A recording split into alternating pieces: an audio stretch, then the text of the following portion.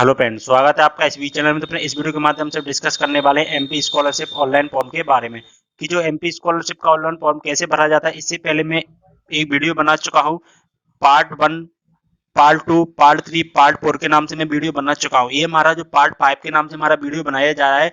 Part 1, part 2, part 3, अगर part 4 अगर आपने नहीं देखा है तो इस वीडियो को देख लीजिएगा। आप उसका जो लिंक आपको डिस्क्रिप्शन में मैं प्रोवाइड करवा दूंगा। तो इस वीडियो में हम डिस्कस करेंगे बीए, पीएससी, बीकॉम यानी कि यूजी, एमए, एमकॉम, एमएससी यानी कि पीजी का स्कॉलरशिप का ऑनलाइन फॉर्म की क्या प्रोसेस होती है। इस वीडियो के माध्यम से हम जिन टैबों के बारे में जानेंगे जैसे कि register application for scholarship, application dashboard कैसे भरें, और जो रजिस्टर एप्लीकेशन फॉर स्कॉलरशिप वाला टैब होता है उसमें कैसे भरना है, फॉर्म को लॉक कैसे करना है, फॉर्म का जो प्रिंट आउट होता है वो कैसे निकालना है। तो ये सब हम वीडियो के माध्यम से डिस्कस करेंगे। तो जो भी मेरे चैनल पहली बार विजिट कर रहे हैं, रिक्वेस्ट करूंगा चैनल को सब्सक्राइब करके बेल आइकन को दबा लेना होगा। इस सबसे पहले आपको एक एमपी स्कॉलरशिप की ऑफिशियल वेबसाइट पर आ जाना होगा। ऑफिशियल वेबसाइट का जो लिंक आपको डिस्क्रिप्शन में प्रोवाइड करवा दूंगा। और अगर आपने अभी पार्ट 1, पार्ट 2, पार्ट 3 नहीं देखा तो इस वीडियो को देख लीजिएगा। वीडियो को यार प्लीज लाइक जरूर कर देना है। अभी से अगर कोई प्रॉब्लम आती है तो मुझे कमेंट करके जरूर बताना। तो चलिए दोस्तों, वीडियो को करते हैं शुरू और मैं ले चलता हूं आपको directly register application for scholarship वाले टैब पर। तो फ्रेंड्स, जैसे ही हम अपना जो लॉगिन आईडी से पासवर्ड से लॉगिन कर लेंगे, हमारे सामने ऐसी जो लाइनिंग आ जाती है। ये सारी टैब है, मैं आपको फॉर्म फिल करके बता चुका हूँ। फोटो फिल करना मैं आपको बता चुका हूँ फ्रेंड्स, फोटो फिल करना मैं आपको बता चुका हूँ। समग्र आईडी आपको फिल करना बता चुका हूँ। वोटर आईडी फिल करना आपको बता चुका हूँ। एडिट पर्सनल डिटेल्स, अगर आपकी कोई भी डिटेल्स गलती हो जाती है पर्सनल डिटेल्स तो इसको आप सही कर सकते हैं। कास्ट सर्टिफिकेट कैसे अपलोड किया जाता है, डिजिटल कास्ट सर्टिफिकेट, इन दोनों में से कौन सा सर्टिफिकेट लगाना है वो मैं आपको बता चुका हूँ। Upload high school 10th class की जो मार्कशीट है वो अपलोड करना आपको बता चुका हूँ। इसके बाद में upload income certificate, fees receipt, last mark की, इसको भी अपलोड करना आपको बता चुका हूँ। और एडिट बैंक अकाउंट आपको अपलोड करना बता चुका हूँ। अब आज के इस वीडियो में बात करेंगे कि रजिस्टर एप्लीकेशन फॉर स्कॉलरशिप वाला टैब है वो कैसे फिल किया जाता है, और एप्लीकेशन डैशबोर्ड वाला जो टैब है वो कैसे फिल किया जाता है, और इसके बाद जो हमारा जो प्रिंट आउट होता है वो हमारा प्रिंट आउट किस तरह से निकाला जाता है। तो हम सबसे पहले रजिस्टर एप्लीकेशन फॉर स्कॉलरशिप वाले टैब पर हम ओके कर देंगे। तो फ्रेंड, जैसे ही आप रजिस्टर एप्लीकेशन फॉर स्कॉलरशिप के ऑप्शंस पर ओके करेंगे, आपके सामने एक न्यू विंडो ओपन हो जाएगा। क्या न्यू विंडो ओपन होगा वो मैं आपको दिखा देता हूं। जैसा कि आप देख भी पा रहे होंगे, देखिए हमारे सामने आ जाएगा कुछ ऐसा इंटरफेस। यहाँ पर आपको क्या दिखाई देगा, आपको यहाँ पर अपना पूरा नेम, डिटेल्स वगैरह सब कुछ दिखाई दे जाएगा। ओके, इसके बाद में आपको यहाँ पर दिखाई देगा मेन बात, एकेडमिक ईयर है, बाय डिफ़ॉल्ट रहेगा। आपको कोई भी सिलेक्ट करने की ज़रूरत नहीं पड़ेगी। इसके बाद में यहाँ पर दिखाई देगा स्कीम में क्या करना है आपको। जैसा कि स्कीम के ऑप्शन पर आप टिक करोगे, यहाँ पर आपको post matric scholarship for OBC, ऐसा क्यों लिखा है कि post matric scholarship for OBC, क्योंकि ये ओबीसी का कैंडिडेट है, इसलिए यहाँ पर post matric scholarship for OBC दिया गया है। ओके, तो इसके बाद में अब यहाँ पर आता है फ्रेंड्स इंस्टीट्यूट कोड और रीटाइप इंस्टीट्यूट कोड में क्या डालना है। इंस्टीट्यूट कोड में आपको अपने इंस्टीट्यूट का कोड डालना है। इंस्टीट्यूट कोड अगर आपको नहीं पता है तो यहाँ से आप इस ऑप्शन पर टिक करके आप निकाल सकते हैं। अगर यहाँ से आपको निकालना नहीं आता है, क्योंकि यहाँ से बहुत टाइम क्या होता है निकलता नहीं है, तो मैं नेक्स्ट वीडियो में आपको इंस्टीट्यूट कोड और के बारे में बता दूँ कैसा आपको इंस्टीट्यूट कोड और जो कोर्स ब्रांच कोड होता है ना, वो कैसे आपको निकालना है ऑनलाइन। ठीक है, वो मैं आपको नेक्स्ट वीडियो में बता दूंगा। ठीक है फ्रेंड्स, तो अभी हम इस वीडियो में मैं डायरेक्टली आपको एक इंस्टीट्यूट कोड जो कि डालकर आपको बता देता हूं। जैसे कि मैंने एक इंस्टीट्यूट कोड डाल दिया और यहाँ पर भी मैंने एक इंस्टीट्यूट कोड डाल दिया। जैसे ही आप इंस्टीट्यूट कोड डालोगे, यहाँ पर रिफ्रेश होने लगेगा। रिफ्रेश होने के बाद में फ्रेंड्स, यहाँ पर आपको जो भी इंस्टीट्यूट कोड की जो भी डिटेल्स होंगी वो यहाँ पर आपको शो करने लगेंगी। ठीक है फ्रेंड्स, इसके बाद में थोड़ा सा नीचे आना है आपको। जैसे ही आप और नीचे आओगे तो यहाँ पर आपसे पूछा जाएगा कोर्स ब्रांच कोड। तो कोर्स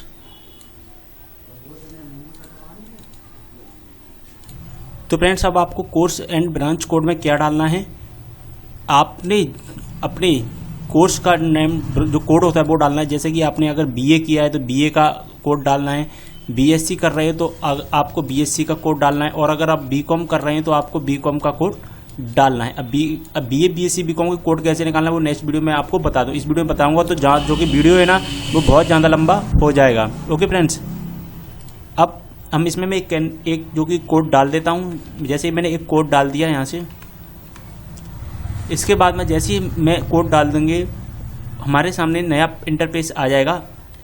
यहाँ पर आपको जो भी कोर्स की डिटेल्स होगी वो आपको यहाँ पर शो करने लगी, जैसे कोर्स MA और ब्रांच क्या है पॉलिटिकल साइंस, इस वाले कोड की। ओके फ्रेंड्स, इसके बाद में थोड़ा सा नीचे आओगे आप।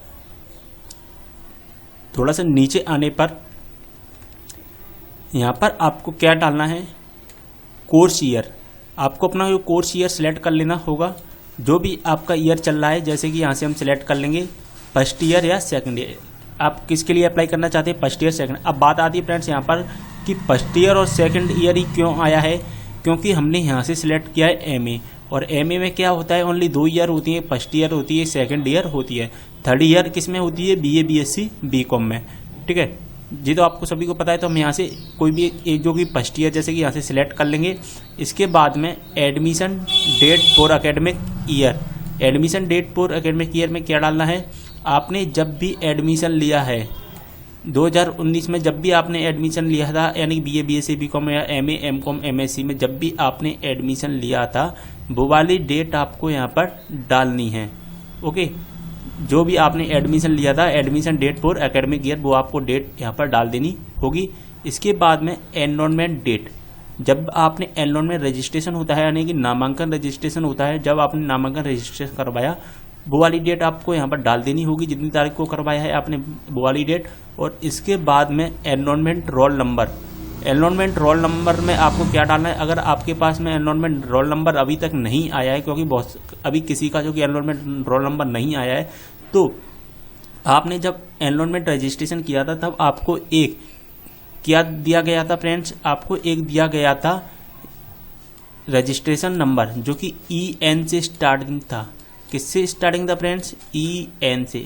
जैसा कि आप सभी को याद होगा EN से स्टार्टिंग था, तो वो वाला जो कि रजिस्ट्रेशन नंबर आप यहाँ पर फिल कर सकते हैं। उसके बाद में डिसेबिलिटी स्टेटस पे से आप जो भी आपकी अगर डिसेबिलिटी स्टेटस है वो यहाँ से सिलेक्ट कर लीजिए, नहीं तो यहाँ से हम कर देंगे no I am not disabled. उसके बाद में हमारे सामने नया टैब आता है, details for counselling for admission. Details counselling की जो एडमिशन डिटेल्स है हमको यहाँ पर जो फिल करनी है। एडमिशन टाइप में क्या डालना है वो देख लेते हैं हम। एडमिशन टाइप में आपने किस तरह से एडमिशन लिया है। सेंट्रलाइज्ड काउंसलिंग, अगर आपने जो नॉर्मल काउंसलिंग होती है जैसे कि first round, second round, third round, अगर उनमें अगर आपका एडमिशन हो गया तो आपको सेंट्रल काउंसलिंग ऑप्शंस पर ओके करना है।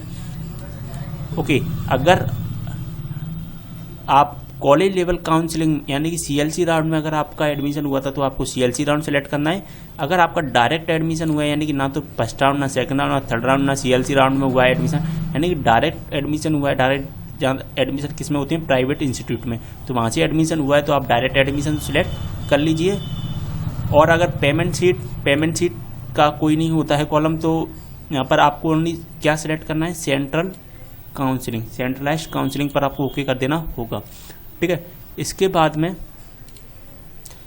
जैसे हम सेंट्रलाइज्ड काउंसलिंग पर ओके करेंगे, इसके बाद में आता है एंटर काउंसलिंग ID, और यहाँ पर आती है enter counselling ID। Enter counselling ID में आपको क्या डालना है फ्रेंड्स, एंटर काउंसलिंग ID में जब आपने काउंसलिंग की थी, यानी कि जैसे कि आपने फर्स्ट राउंड में की थी या सेकंड राउंड में की थी या थर्ड राउंड में की थी, तब आपको एक काउंसलिंग नंबर दिया गया था।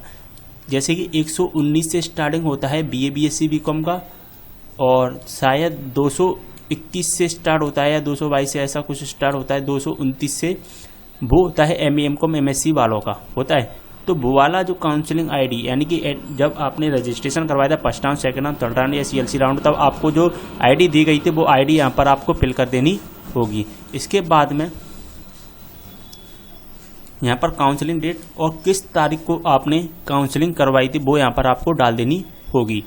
इसके बाद में अगर हम थोड़ा सा नीचे आएंगे तो यहाँ पर आपको your last year exam information, your last year exam information में आपको लास्ट ईयर का जो जैसे कि आप अगर BA BSc BCom कर रहे हैं तो आपको 12th क्लास का जो कि डाटा डालना है, और अगर आप MA MCom MSc कर रहे हैं तो आपको BA BSc BCom का यहाँ पर डाटा डाल देना होगा। इसके बाद में थोड़ा सा नीचे आएंगे तो आपको यहाँ पर आएगा एक ऑप्शन छात्र छात्रा के निवास संबंधी विवरण, यानी कि अगर आप कैसे रह रहे हैं, अगर आप हॉस्टल में रहकर रह रहे हैं, are you hosteller or day scholar, क्या आप हॉस्टल में रहते हैं, हॉस्टल में रहकर जो कि अपनी पढ़ाई कर रहे हैं, तो आपको यहाँ से आई स्टे इन हॉस्टल कर देना है। अगर नहीं कर रहे हैं तो आई एम नॉट हॉस्टल कर देना होगा। जैसे अगर आप आई स्टे इन हॉस्टल में क्लिक करोगे तो आपके सामने आ जाएगा चूज हॉस्टल टाइप, कौन सा हॉस्टल है आपका, गवर्नमेंट हॉस्टल, इंस्टीट्यूट हॉस्टल है, प्राइवेट हॉस्टल। यहाँ पर अपने जो हॉस्टल का जो नेम डाल देना होगा। जैसे हम गवर्नमेंट हॉस्टल पर ओके करेंगे तो यहाँ पर जो गवर्नमेंट हॉस्टल होंगे यहाँ पर नेम आ जाएंगे। ओके, इसके बाद में आपने एडमिशन कब लिया है हॉस्टल में वो आप यहाँ पर डाल देना है। जैसा कि हमने आई एम नॉट हॉस्टलर में है तो हम यहाँ से आई एम नॉट हॉस्टलर पर ओके करेंगे। और इसके बाद में आता है हमारे सामने next option father husband mother name occupation details. Father husband mother's income और अकप्शन डिटेल्स यहाँ पर जो कि आपको फिल करनी है। फादर हस्बैंड अकप्शन यानी कि आपके जो फादर्स हैं, यानी कि आपके जो फादर्स हैं वो क्या काम करते हैं, जैसे कि सेंट्रल गवर्नमेंट या जो भी आपके जो फादर्स हैं वो यहाँ से आप सिलेक्ट कर सकते हैं। ओन बिजनेस, तो हम यहाँ से ओन बिजनेस शॉप पर ओके करेंगे और यहाँ से अकप्शन डिक्शन, क्या आपकी जो कोई भी ओन बिजनेस है तो कौन सा जो बिजनेस करते हैं वो यहाँ पर फिल कर देना है। और आपकी जो इनकम है फादर्स की वो यहाँ से डाल देनी होगी। जैसे 40,000 यहाँ से हम फिल कर देंगे और यहाँ से भी जो कि 40,000 डाल देना है। और मदर्स अकप्शंस में क्या डालना है आपको, जैसे कि मदर अकप्शंस और मदर अकप्शंस डिस्क्रिप्शन और टोटल इनकम, मदर्स की भी आपको इनकम जो कि शो करानी होगी। और यहाँ पर भी तो जैसे कि आपने अगर फादर्स की इनकम शो करा दी है तो आपको मदर की इनकम शो कराने की कोई ज़रूरत नहीं है, क्योंकि आपकी मदर कोई भी अगर वर्क नहीं करती है तो यहाँ से हम हाउस वाइफ सिलेक्ट कर लेंगे और यहाँ से हम कर देंगे 00। ओके, और यहाँ पर भी हम जो कि 00 डाल देंगे।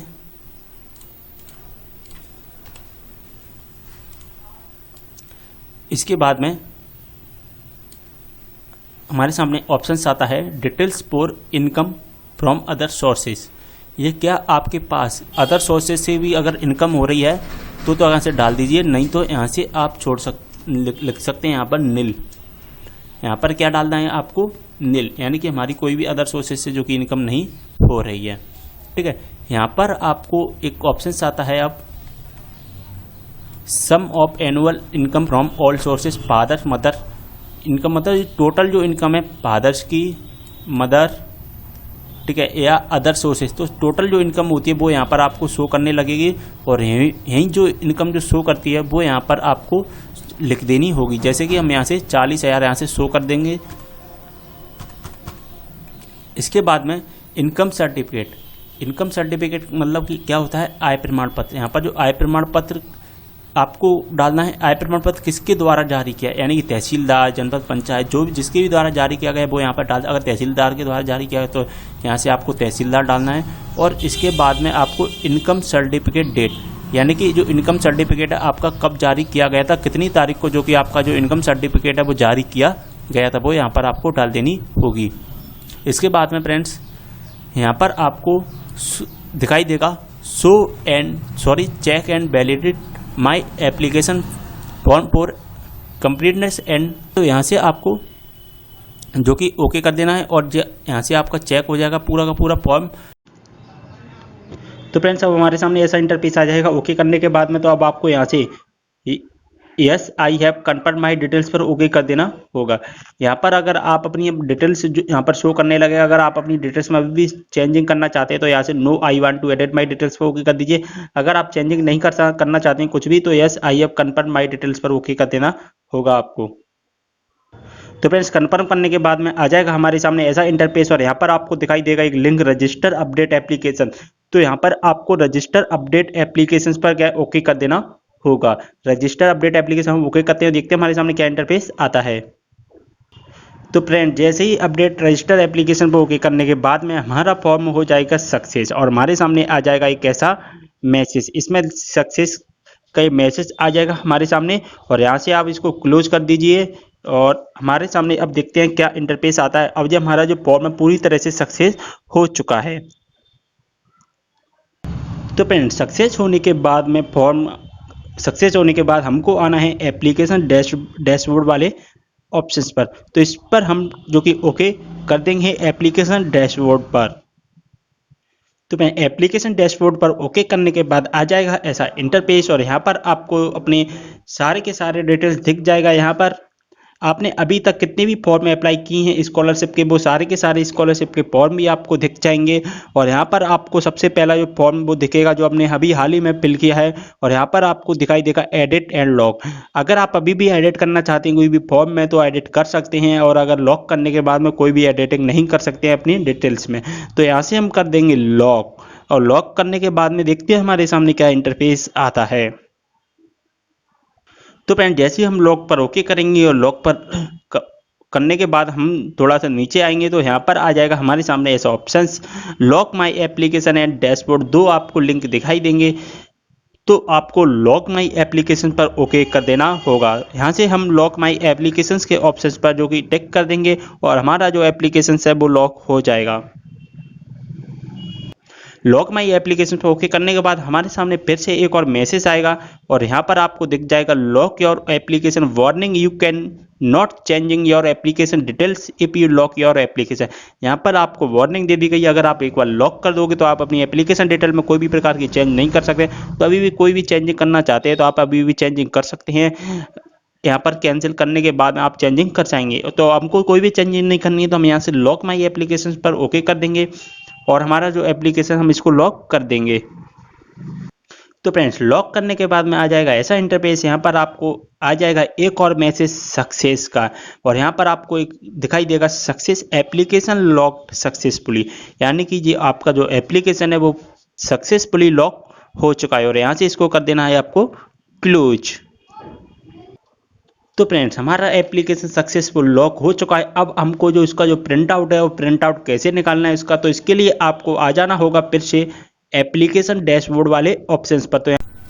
तो फ्रेंड्स जैसे ही आप एप्लीकेशन डैशबोर्ड वाले ऑप्शंस पर ओके कर देंगे आपके सामने आ जाए कुछ इस तरह का इंटरफेस। अब यहाँ पर आपने जो भी सबसे पहले लास्ट में जो एप्लीकेशन फिल किया है, जैसे कि हमने ये वाला फिल किया है 3rd ईयर में, यहाँ पर आपको सब कुछ दिख जाएगा अपना। जो कि 2nd ईयर में आपने जो एप्लीकेशन फिल किया था वो भी दिख जाएगा, फर्स्ट ईयर में जो किया था वो आपको वो भी दिख जाएगा, 3rd ईयर में जो भी किया है वो आपको यहाँ पर दिख जाएगा। और यहाँ पर आपको दिखाई देगा व्यू एंड प्रिंट। तो हमको यहाँ से प्रिंट वाले जो ऑप्शन है वहाँ पर ओके कर देना होगा। तो हम यहाँ से प्रिंट वाले ऑप्शंस पर ओके कर देंगे। तो हम यहाँ से प्रिंट वाले ऑप्शंस पर ओके करेंगे, हमारे सामने आ जाएगा कुछ इस तरह का इंटरफेस। यहाँ पर आपको OTP डालना होगा, जो कैप्चा दिया गया है वो कैप्चा डाल देना होगा इस वाले बॉक्स में और यहाँ से कर देना होगा प्रिंट माई एप्लीकेशन पर ओके।